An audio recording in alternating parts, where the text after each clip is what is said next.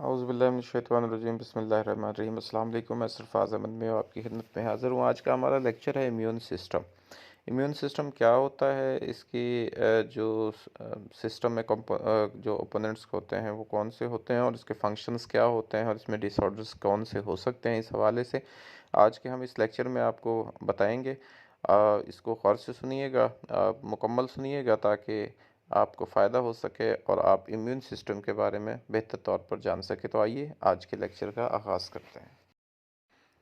जो human immune system है एक डिफेंस नेटवर्क है। बेसिकली ये डिफेंसिव रोल प्ले करता है, दिफाई तौर पर काम करता है और ये प्रोटेक्ट करता है बॉडी की जो भी नुकसानदेह चीज़ें होती हैं, जो भी चीज़ें ऐसी जो कि इंसान की बॉडी में दाखिल होना चाह रही होती हैं या बॉडी में कोई इन्फेक्शन पैदा करने चाह रही होती हैं, उनके ख़िलाफ़ ये प्रोटेक्शन फ़राहम करता है।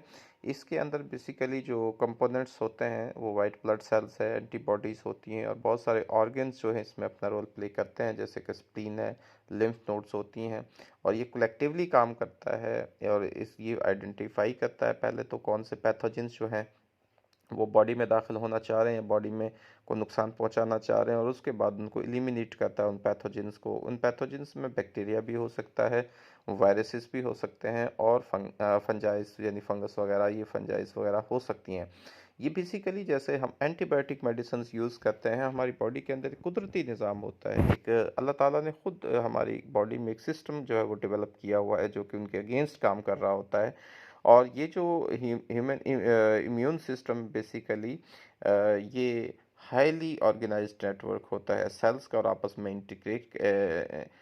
इंटेरिकेट करता है। और ये जो नेटवर्क है, ऑर्गेनाइज्ड नेटवर्क है, ये सेल्स, टिश्यूज़ और ऑर्गन्स पर मुश्तमिल होता है और इसको इस तरह से डिज़ाइन किया गया कि ये डिफेंड करता है बॉडी को जो भी ये मल्टीट्यूड और हार्मफुल पैथोजेंस होते हैं जिनके मैंने अभी आपको नाम लिया वो सारे। इसका जो प्राइमरी पर्पस है बेसिकली वो रीऑर्गेनाइज करना होता है और एलिमिनेट करना होता है उन माइक्रो ऑर्गेनिजम्स को, यानी जैसे अभी हमने उन पैथोजेंस को, यानी सबसे पहले तो ये उनको रिकग्नाइज करता है। रिकग्नाइज करता है यानी आइडेंटिफाई करता है कि कौन से नुकसानदेह हैं और कौन से फ़ायदेमंद है। उसके बाद क्या करता है, ये उनकी एलिमिनेशन के जो नुकसानदेह हैं उनको एलिमिनेट कर देता है और जो फ़ायदेमंद होते हैं उनको काम करने दिया जाता है और वो काम कर रहे होते हैं। तो ये जो इम्यून सिस्टम है इसको कैटेगराइज किया जाता है दो मेन इसके कंपोनेंट्स, एक को इनेट इम्यून सिस्टम कहते हैं और एक को अडेप्टिव इम्यून सिस्टम कहते हैं, यानी कि जो पैदाइशी तौर पर हमारे अंदर इम्यून सिस्टम है और एक जिसको हम हासिल कर रहे होते हैं, जो हम ले रहे होते हैं। दो सिस्टम्स पर मुश्तमिल होता है। अगर हम इनिट इम्यून सिस्टम की बात करें तो फिज़िकल और केमिकल इसमें बैरियर्स होते हैं। फर्स्ट जो लाइन होती है डिफेंस की, इनेट जो हमारे अंदर पैदा चीज़ें पाई जाती हैं उनमें पहली जो लाइन होती है, फर्स्ट लाइन होती है वो डिफेंस की, जिसमें कि फ़िज़िकल बैरियर्स होते हैं। जो हमारी स्किन्स है, जैसे हमारा म्यूकस मेम्ब्रेन है, ये प्रोटेक्ट करते हैं हमारे जो पैथोजेंस होते हैं उनसे हमारी पूरी बॉडी को, ताकि उसमें ये एंटर ना हो सके हमारी बॉडी के अंदर। यानी ये जो बेसिक है, पहली रुकावट जो होती है, यानी कि फर्स्ट बैरियर होता है जो हमारी स्किन वगैरह या म्यूकस। तो केमिकल बैरियर्स भी होते हैं जैसे स्टोमिक एसिड के अंदर और एंजाइम्स वगैरह, जो हमारे एंजाइम्स होते हैं टीयर्स में, सलाइवा में, यानी आंसू जो हम सलाइवा, ये भी कंट्रीब्यूट करते हैं पैथोजेंस की डिस्ट्रक्शंस के हवाले से, यानी ये भी उनको डिस्ट्रक्ट करते हैं। एक चीज़ तो देखें, हमारी बॉडी के साथ टकराएगी, बॉडी के साथ रेडिएशन वो सारा उसको करेगा, लेकिन एक जो हम मुंह के ज़रिए से अंदर लेके जा रहे हैं, स्टोमिक में चली गई, तो दो ही मेन चीज़ें हैं ना। अब उसमें या जो है हमारे एनएस के थ्रू हो सकता है, तो वहाँ पे भी वो जो है उसमें प्रॉब्लम्स वो सारा उनको वहाँ से भी किल्स करते हैं। तो ये सारी चीज़ें जो हैं इस तरह से कि कहाँ कहाँ से किस जगह पर उनको होता है। फिजिकल बैरियर्स और केमिकल बैरियर्स होते हैं। फिजिकल बैरियर जो हमारी बॉडी को एक्सटर्नल प्रोटेक्शन फ्राहम कर रहे होते हैं और जो केमिकल बैरियर्स होते हैं वो एक्सटर्नल प्रोटेक्शन हमें दे रहे होते हैं। इसके बाद फैगोसाइटिस होती हैं। फैगोसाइटिस जो हैं ये भी सेल्स होते हैं बेसिकली, जिनके अंदर न्यूट्रोफिलिस होती हैं, जो जो फेजिस होती हैं और ये जो है अ, ये जकड़ लेते हैं, बंद कर देते हैं, डाइजेस्ट कर देते हैं उन पैथोजेंस को जो आते हैं। और जैसे डेंड्राइटिक सेल्स जो होते हैं क्रूशियल रोल प्ले करते हैं हमारे प्रेजेंट करने में जो एंटीजेंस होते हैं, ताकि ये एक्टिवेट करते हैं हमारी एडेप्टिव इम्यून सिस्टम को, तो ये सारे फिर इसके बाद इन्फ्लेमेटरी रिस्पॉन्सेज होते हैं। इन्फ्लेमेशन जो हैं एक नॉन स्पेसिफिक रिस्पॉन्स होता है टिश्यू को जो के टिश्यू डैमेज को और इन्फेक्शंस के अगेंस्ट जो होता है, और इसको इसमें रेडनेस आ जाती है, हीट है, स्वेलिंग है, पेन है, ये सारी चीज़ें जो हैं ये बेसिकली इन्फ्लेमेटरी रिस्पॉन्सेज होते हैं कि जिनकी वजह से जब हमें इन्फेक्शन हो रहा होता है तो उसके बाद कैसे कैसे इन्फेक्शन हमें हमारी बॉडी को फेस करने पड़ते हैं। जैसे बॉडी की रेडनेस है, हमारी जिस्म में हीटनेस पैदा हो जाती है, स्वेलिंग हो जाती है, पेन होती है, और ये अट्रैक्ट्स करती है इम्यून सेल्स को उस साइट पर ऑफ इन्फेक्शन की, और प्रमोट करती है रिमूवल ऑफ द पैथोजेंस के। यहाँ से फिर वो जो है वो रिमूवल होती है, यानी जहाँ पर पेन होती है उस साइड पे वो आ जाते हैं, जहाँ पे वो साइड, तो फिर उसके बाद ये उनको वहाँ से काम करते हैं। तो ये इन्फ्लेमेटरी रिस्पॉन्सेज होते हैं। और कम्प्लीमेंट सिस्टम जो एक होता है, कम्प्लीमेंट जो होती हैं वो प्रोटीन्स होती हैं, इन्हांस करती हैं इम्यून रिस्पॉन्सेज को। हमारे जो फेगोसाइटोसिस और जो है वहाँ पे एक मेम्ब्रेन अटैक जो कम्प्लेक्सेस हैं उनको क्रिएट कर देती है, यानी मेम्ब्रेन का अटैक कम्प्लेक्सेस बनाते हैं और फैसिलिटेट करती है इन्फ्लेमेशन को। यानी इस तरह से ये हमारा एक कम्प्लीमेंट सिस्टम है जो कि उनके अगेंस्ट में काम कर रहा होता है पैथोजेंस के।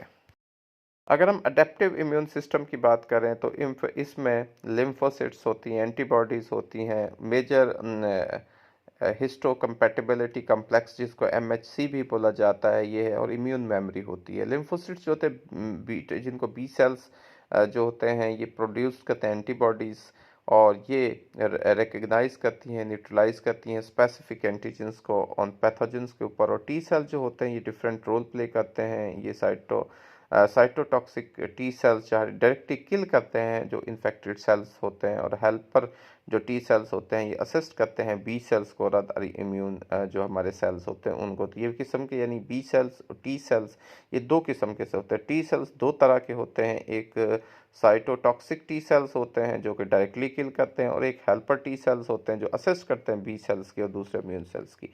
एंटीबॉडीज़ जो होती हैं इम्यूनो ग्लोब्यूलाइंस जिनको आईजी और एंटीबॉडीज़ भी इनको कहा जाता है, और ये ये बेसिकली प्रोटीन्स प्रोड्यूस्ड होती हैं बाय बी सेल्स के ज़रिए से, और ये बेंड करती हैं, जोड़ देती हैं, जकड़ देती हैं, इकट्ठी करती हैं एंटीजेंस ऑन को जो है पैथोजेंस के ऊपर, और वहाँ पे उनको मार्किंग कर देती हैं डिस्ट्रक्शन के लिए, और न्यूट्रलाइज कर देती हैं उनके हार्मफुल इफेक्ट्स को। यानी वह वहाँ पे पॉइंट आउट कर देती हैं बेसिकली जब एंटीबॉडीज़ जो बनती हैं, तो ये एंटीबॉडीज़ वहाँ पे जहाँ पे इकट्ठी हो रही होती हैं ये उसको मार्क करने के लिए कि कहाँ पे कौन सा जो है वो पैथोजन मौजूद है, तो ये एंटीबॉडीज़ वहाँ पे बढ़ जाती हैं। इसके बाद एमएचसी है, तो एमएचसी मॉलिक्यूल जो होते हैं वो एंटीजेंस में प्रेजेंट होते हैं टी सेल्स की तरफ, और अलाउ करते हैं कि वो रिकग्नाइज करे और रिस्पॉन्ड करे जितने भी इन्फेक्टेड सेल्स होते हैं उनको। जो इम्यून मेमोरी है बेसिकली, तो मेमोरी बी और टी सेल्स जो हैं वो लॉन्ग लिव्ड सेल्स होते हैं, और ये रिमेंबर रखते हैं, याद रखते हैं जो प्रीवियस इन्फेक्शंस होते हैं उनको, और leading to a faster and more robust response upon re exposure to the same pathogen. अब जो उसी तरह के वो सेम पैथोजेंस बॉडी में एंटर होते थे फौरी तौर पर उसके लिए रिस्पॉन्स देते हैं, रोबस्ट करते हैं, उसके लिए मोर रोबस्ट और तेज़ी से काम कर रहे होते हैं, क्योंकि ये बेसिकली आइडेंटिकल्स होते हैं, और ये मेमोरी होती है इम्यून की जो याद रखती है कि पहले भी ऐसे नुकसानदेह सेल्स या पैथोजेंस दाखिल हुए थे, तो और फिर जब वो उस तरह के आते हैं तो फौरी तौर पर उन पर अटैक करती है, उनको किल करते हैं। हमने आपसे बात की थी कि इसमें कौन कौन से ऑर्गन्स और टिश्यूज़ होते हैं। तो पहले भी शुरू में हमने बात की कि इसमें बोन मैरो होती है, जो हेमेटो पोएसिस की साइट होती है जहाँ पर ब्लड सेल्स जिसमें इम्यून सेल्स वगैरह वो प्रोड्यूस होते हैं, तो इसको बोन मैरो, जहाँ से बोन मैरो का मतलब जहाँ से हमारे जितने भी जो इम्यून सेल्स हैं वो प्रोड्यूस हो रहे हैं। और थाइमस जो है ये क्रूशल होता है फॉर मैचुरेशन और एजुकेशन ऑफ टी सेल्स। और स्प्लीन और लिम्फ नोड्स जो होती हैं वो एक फ़िल्टर्स के तौर पर काम करती हैं ब्लड और लिम्फ के लिए, और यहाँ पर इम्यून सेल जो है वो इनकाउंटर करता है और रिस्पॉन्ड करता है पैथोजेंस के अगेंस्ट। और इसके बाद इसकी रेगुलेशन और टॉलरेंस है, यानी ये तीन बेसिक है जी, बोन मैरो, थाइमस, स्प्लीन और लिम्फ नोड्स, ये इसके ऑर्गन्स हैं।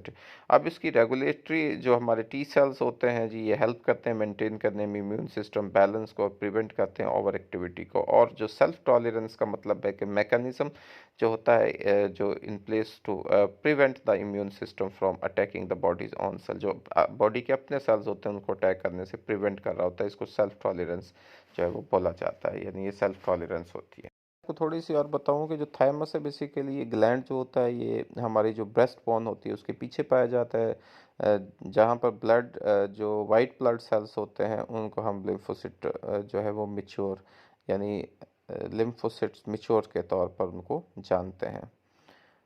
उसके बाद स्प्लीन जो होती है ये upper left of the abdomen हमारे होता है, यानी मैदे के जो ऊपर वाला हिस्सा होता है वहाँ पे होता है। और ये जहाँ पर इम्यून जो सेल्स होते हैं इकट्ठे होते हैं और काम करते हैं। बोन मैरो जो होता है ये सॉफ्ट टिश्यू होता है सेंटर ऑफ द बोन्स के अंदर, और ये रेड और वाइट ब्लड सेल्स जो है वो वहाँ पे प्रोड्यूस होते हैं इससे, यानी बोन मैरो से वाइट ब्लड सेल्स और रेड ब्लड सेल्स भी आते हैं।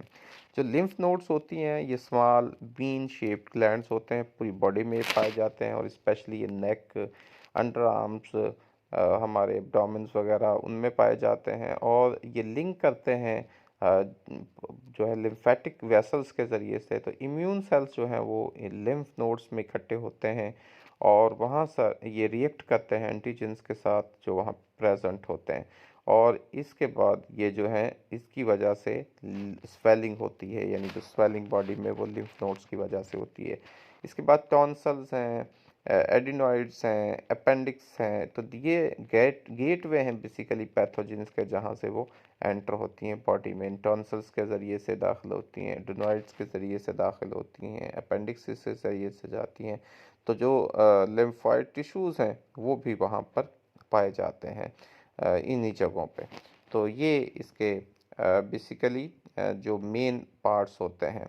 और इसमें अगर हम बात करें तो कि किस तरह से इम्यून रिस्पॉन्स जो है वर्क करता है, तो वो मैंने पहले भी आपको बताया कि ये सबसे पहले उनको रिकग्नाइज करता है, ठीक है, उनको डिटेक्ट करता है, उसके बाद उनको किल करता है।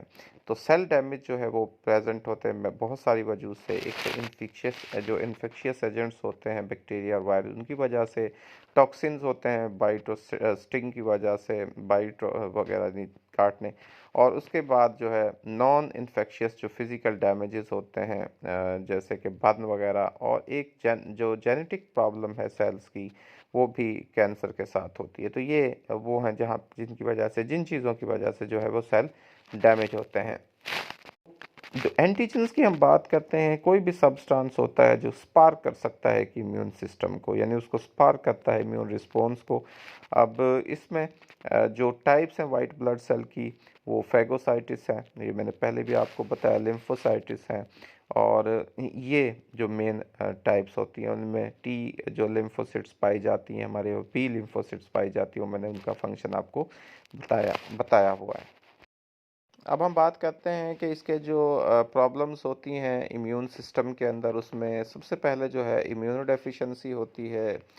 इम्यूनो डेफिशिएंसी होती क्या है बेसिकली? ये कंडीशन होती है जहाँ पे एक इम्यून सिस्टम जो है वो कमज़ोर हो जाता है, और इसमें एक इंडिविजुअल को वो सस्पेक्टेबल बना देता है इन्फेक्शंस के लिए। जब हमारा इम्यून सिस्टम ज़ाहिर है कमज़ोर हो जाता है, हमारे कुछ बॉडी के जो ऑर्गन्स होते हैं जो कि डिफेंसिव रोल प्ले कर रहे होते हैं, जैसे मैंने आपको पहले जिन चीज़ों की बताया, जो ऑर्गन्स इसमें रोल प्ले कर रहे होते हैं, उसमें चाहे सेल्स हो जाते हैं, वो स्प्लीन हो जाती हैं, चाहे जो भी उसकी हमारे जो बोन मैरो है या थाइमस है, ये सारी, उनमें अगर वो प्रॉपर फंक्शन नहीं कर पा रहे, तो अब वहाँ पे हमारा इम्यून सिस्टम का कमज़ोर होने का मतलब यही है कि कुछ जो पार्ट्स उसमें रोल प्ले कर रहे होते हैं इम्यून सिस्टम में, क्योंकि इम्यून सिस्टम कोई एक सिंगल चीज़ नहीं है, इम्यून सिस्टम एक पूरा वर्क है, नेटवर्क है basically, there are different organs role play in this system. तो वो जब कमज़ोर, उनमें से कुछ कमज़ोर हो जाते हैं, तो फिर इसमें इंडिविजुअल जो है सस्पेक्टेबल हो जाता है इन्फेक्शंस के, अब उस पर हमला हो सकता है जो है किसी भी फॉरेन जो पार्टिकल्स होते हैं, पैथोजेंस वगैरह होते हैं, उनका। और ऑटो इम्यून डिसऑर्डर जो होता है कंडीशन जहाँ पर एक इम्यून सिस्टम गलती से अटैक करता है बॉडी के अपने टिश्यूज़ के ऊपर। Condition where the immune system mistakenly attack, गलती से वो अटैक कर देता है बॉडीज़ के जो अपना सिस्टम होता है उस पर, इसको कहते हैं ऑटो इम्यून डिसऑर्डर। यहाँ पर ये डिस्टिंग्विश नहीं कर पाता, पहचान नहीं कर पाता कि हेल्दी और अनहेल्दी सेल्स कौन से होते हैं, कौन से हैं और टिश्यूज़ हैं। यानी यहाँ पर आप ये कह सकते हैं कि जो हमारी इम्यून मेमोरी है वो उसका प्रॉब्लम होता है। और उस इम्यून मेमोरी के प्रॉब्लम की वजह से जो हमने पहले डिस्कस की थी कि उसमें जब प्रॉब्लम हो जाती है तो उसकी वजह से वो अपने पहचान नहीं कर पाता कि इसमें पैथोजेंस कौन से हैं और दूसरे जो सेल्स हैं हमारे फ़ायदा देने वाले वो कौन से हैं। तो जो इम्यून सिस्टम एक डायनामिक और अडेप्टिव सिस्टम है जो कि हमारी हेल्थ और हमारी जो डिजीज़ से हमारी जो प्रिवेंशन है बॉडी की उसको मेंटेन करने के लिए बहुत ज़रूरी सिस्टम है। और आपने देखा होगा कोविड के दौर में भी यही कहते थे कि अपने इम्यून सिस्टम को मजबूत करें। जब हमारा इम्यून सिस्टम मजबूत होगा तो हमारी जो है वो प्रॉब्लम्स जो नहीं होंगी। और इम्यून सिस्टम का डायरेक्टली ताल्लुक हमारी साइकोलॉजिकल हेल्थ के साथ भी है, हमारी साइकोलॉजिकल वेल बींग के साथ भी। और याद रखिएगा जब साइकोलॉजिकल वेल बींग नहीं होगी, जब साइकोलॉजिकली फिट नहीं होगा पर्सन, तो उसका इम्यून सिस्टम भी काम सही नहीं करेगा और उसमें भी बेसिकली जो है इम्यूनो डेफिशिएंसी पाई जाएगी। और जब इम्यून सिस्टम काम नहीं करेगा तो उस पर छोटी मोटी हर प्रॉब्लम जो है वो फौरी तौर पर उस पर करेंगे। हमारा जो इंटरनल बॉडी मैकेनिज्म है, बॉडी सिस्टम है, जो ऑटोमेटिक प्रिवेंटिव हमारा मैकेनिज्म है वो कमज़ोर हो जाएगा। उसके कमज़ोर होने की वजह से हम पर वक्त जो है वो बीमारी की उसमें कंडीशन में रहेंगे। कभी हमें कोई बीमारी महसूस होगी, कभी कोई ऐसा लगेगा कि पूरी बॉडी हमारी बीमार, हर चीज़ उसकी काम। Man who was an hospital, जैसे हमने कहा था वाज अ हॉस्पिटल, ये पढ़ी थी आपने स्टोरी, तो उसमें वही चीज़ें हैं कि एक इंसान जब उसका इम्यून सिस्टम कमज़ोर हो जाएगा फिर वो यही समझेगा कि उसकी पूरी बॉडी ने फंक्शन जो है वो काम करना छोड़ दिया, जगह जगह पे उसको प्रॉब्लम्स हो रही हैं। तो इनको अंडरस्टैंड करना, इसके कंपोनेंट्स को, फंक्शंस को, ये बड़ा ज़रूरी है ताकि उसके बेस पर हम एक डेवलपिंग जो स्ट्रेटजीज डेवलप करते हैं कि कौन सी वैक्सीनेशन हमने वो देनी है उसकी इफ़ेक्टिवनेस के लिए, प्रोटेक्ट करने के लिए बॉडी को उन इन्फेक्शंस के अगेंस्ट। तो ये चीज़ें हैं जी। तो उम्मीद है आपको आज का ये लेक्चर हमारा समझ आया होगा, पसंद भी आया होगा, नॉलेज भी मिला होगा अगर आपने इसको गौर से सुना होगा। तो अल्लाह ताला से दुआ है कि अल्लाह ताला आपको ज़िंदगी के हर इम्तहान में कामयाबियाँ नसीब फरमाए, आपको सेहत वाली लंबी ज़िंदगी अता फरमाए। अल्लाह ताला आपकी ज़िंदगी में आसानियाँ नसीब फरमाए और आसानियाँ तक़सीम करने की तौफ़ीक नसीब फरमाए। अपनी दुआ में याद रखिएगा। आपका बहुत शुक्रिया। अल्लाह हाफ़िज़।